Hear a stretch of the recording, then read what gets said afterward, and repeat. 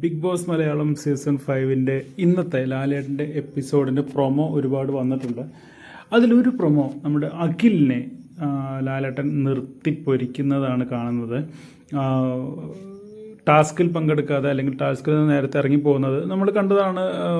Ticket to finale ടാസ്കിൽ ആദ്യത്തെ ടാസ്കിലൊന്നും അത്ര ഇൻവോൾവ് ചെയ്യാതെയായിരുന്നു അഖിൽ പെരുമാറിയിരുന്നത്. അതിനു മുമ്പ് അഖിൽ പറഞ്ഞിട്ടുണ്ടായിരുന്നു എനിക്ക് ടിക്കറ്റ് ടു ഫിനാലെ വിൻ ചെയ്ത് ഫൈനലിലേക്ക് പോകേണ്ട, ആളുകളുടെ വോട്ട് നേടി പോകണം എന്നുള്ളത്. അതേക്കുറിച്ച് ചോദ്യം ചെയ്യുകയാണ് ലാലേട്ടൻ പറയുന്നുണ്ട്, ബിഗ് ബോസ് എന്ന് പറയുന്നത് പ്രവചനാതീതമാണ്, എപ്പോൾ എന്ത് വേണമെങ്കിലും സംഭവിക്കാം, ഓവർ കോൺഫിഡൻസ് നല്ലതല്ല എന്ന് പറയുന്നുണ്ട്.